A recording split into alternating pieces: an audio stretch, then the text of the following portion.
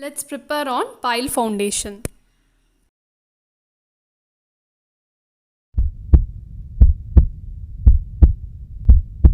So before going into the details of pile foundation, first let us see what is the necessity of this. That is when we want to go for this pile foundation.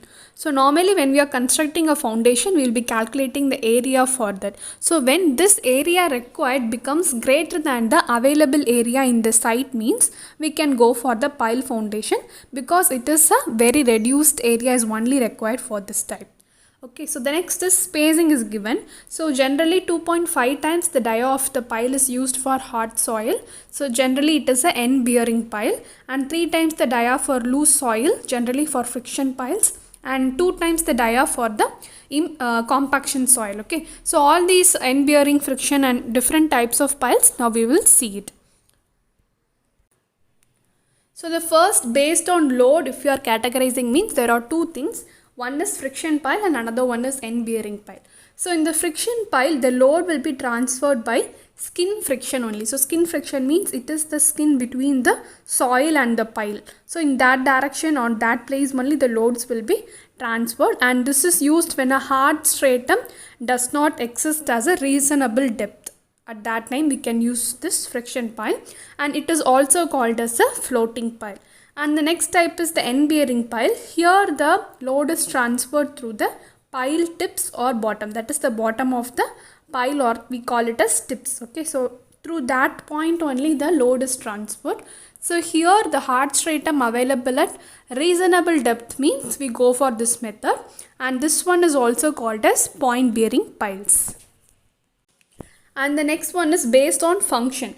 So based on function, the first one is tension pile. So normally this is used for structure subjected to the uplift pressure, and normally in the quicksand conditions. Okay, and the next one is the compaction pile. So this is used for loose granular soil, and anchor piles to provide anchorage against the horizontal pull, and fender pile, or we call it as dolphins also. So this is used for protecting the waterfront structures from the impact of ships. So this they have asked many times in the objective questions.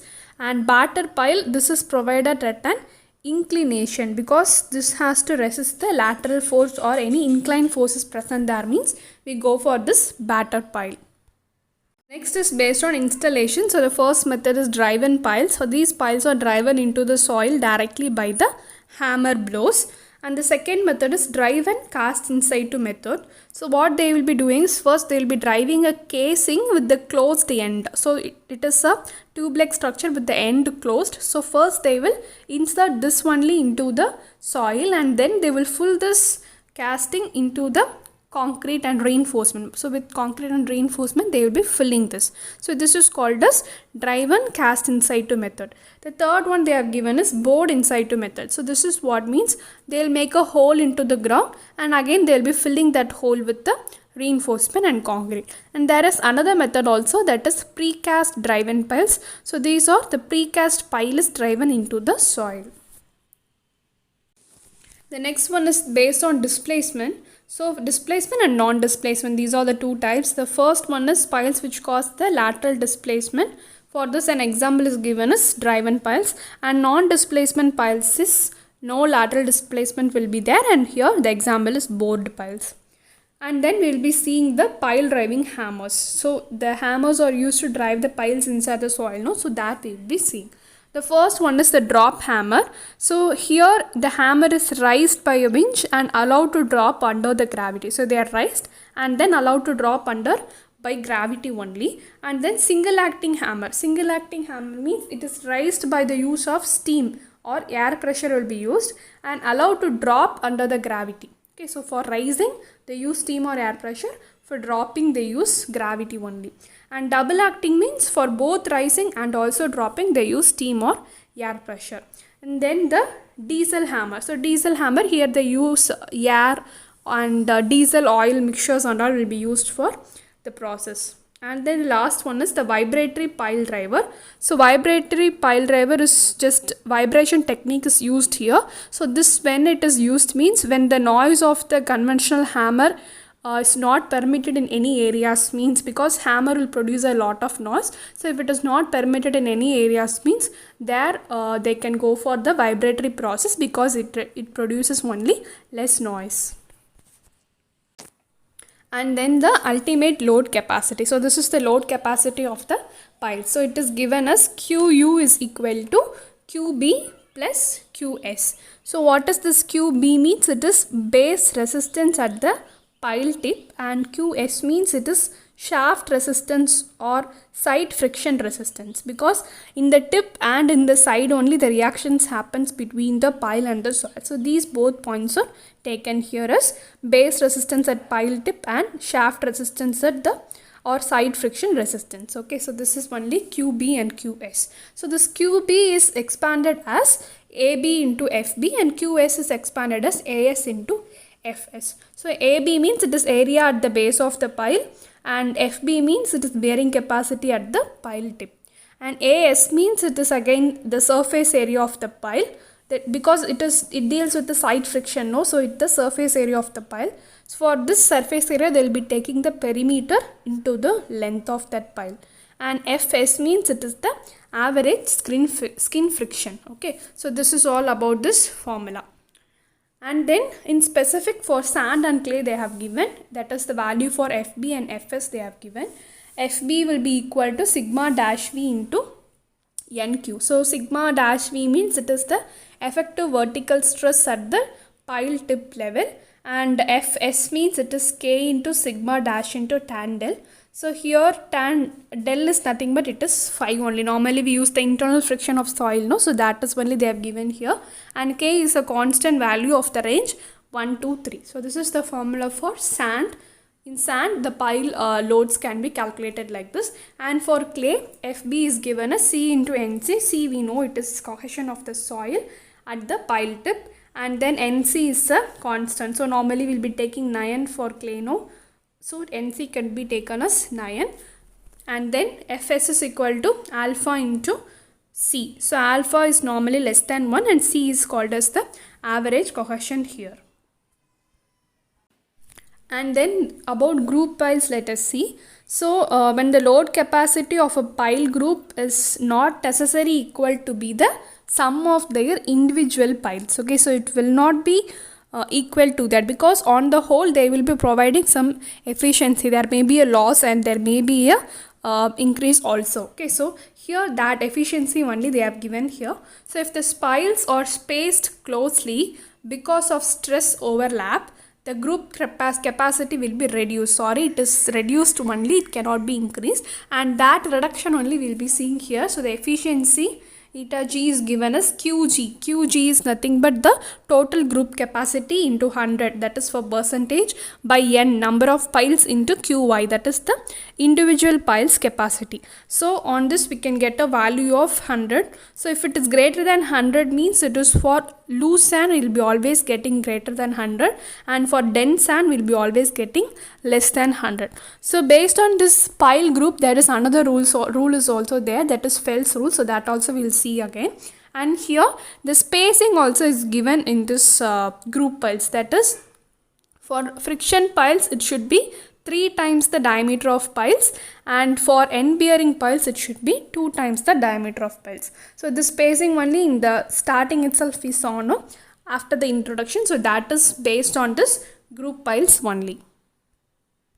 And then comes the negative skin friction. So this is an important term in this pile foundation, and negative skin friction is nothing but it is a downward drag happens.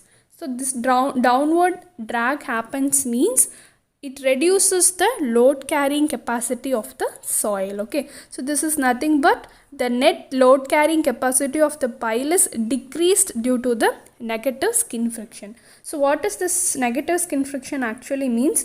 When the soil surrounding the pile, no, it settles more than the pile, so that a downward drag will be occurring on the pile, and this downward drag is only called as the negative skin friction, due to which the load carrying capacity of the pile also gets reduced. Okay, so this occurs due to some reasons. So these are the reasons. that is loose sand and in soft clays they happen.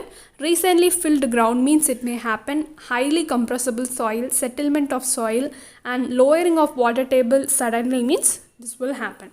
And it is a circumferential downward force because the soil around the pile will be dragging downwards.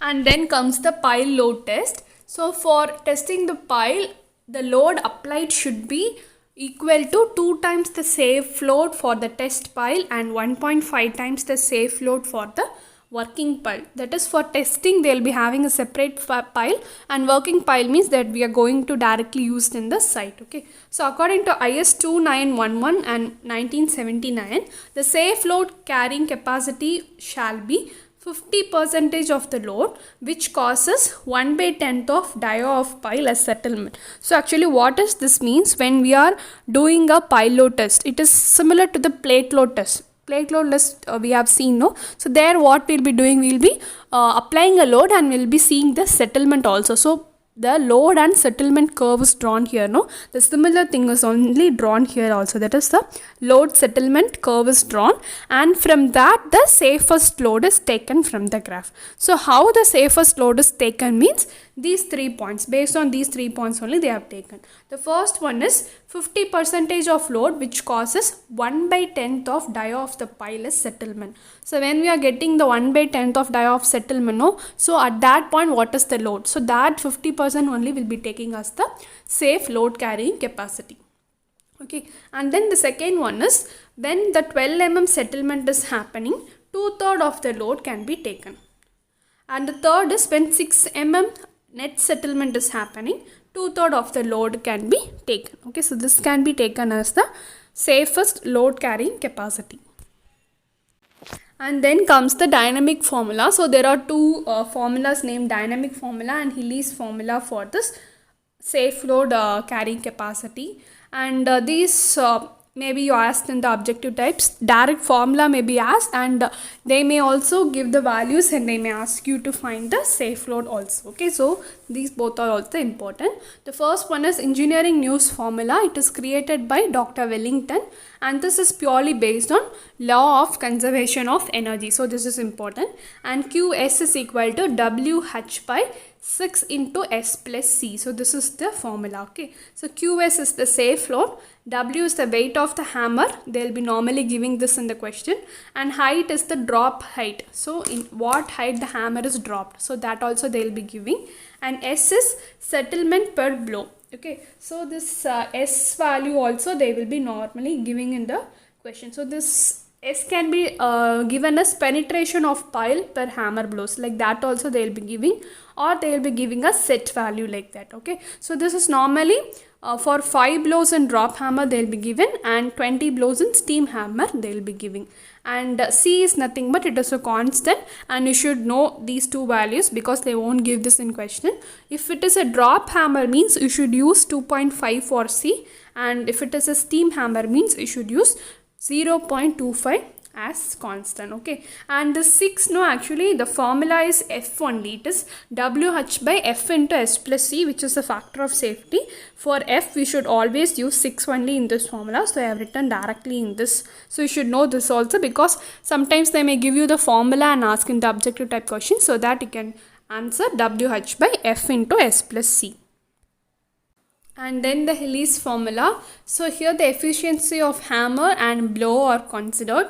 Since efficiency are used, F is reduced to 2.5 here, whereas in engineering news formula we use 6 now, so here it is reduced to 2.5. So here QS is equal to W into H into eta H into eta B by F into S plus C by 2. So it is somewhat similar to the previous formula. So here the eta H is 100% for drop hammer and 65% for steam hammer, and this H into eta H, no, so this term is called as the effective height of the drop.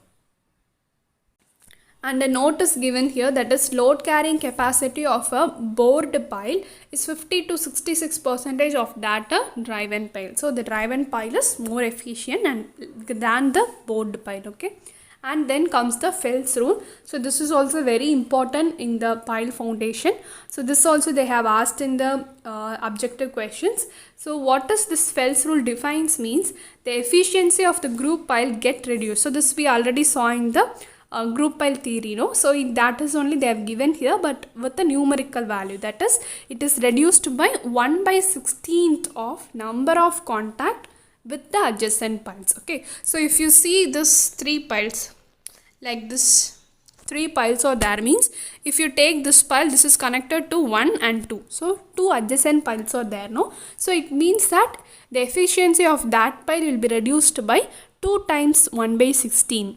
Okay, so this is the concept here. So it is reduced by 1/16th of number of contact with adjacent piles, and hence it is also known as 1/16th rule and Fels rule also. Okay, so the efficiency is given as 16 minus number of contact by 16. So you can find the efficiency like that. So if it is having 3 adjacent piles nearer to that, means it will be reduced 3 times 1/16. So 3 times 1/16 means what happened? Its efficiency will be reduced to 13/16. Like that we have to do the calculation. And then comes the underreamed pile. So this is also a type of pile. So here it is a board cast in situ pile. So generally the length will be 3 to 8 meters for this pile, and the spacing will be 2 times the bulb dia. So bulb means nothing but normally the piles of this underream pile will be like this.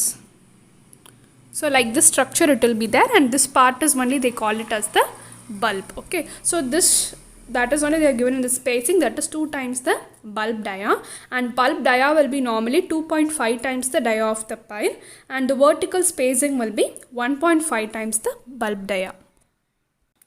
And then comes the raft foundation. So this we have seen already. So to avoid the differential settlement, we go for this raft foundation, and also it saves the space also. So it is more economical when the base area required for individual footing exceeds 50% of the area of the structure. So when we construct a structure, if the foundation area alone goes beyond 50%, means it becomes it costs more.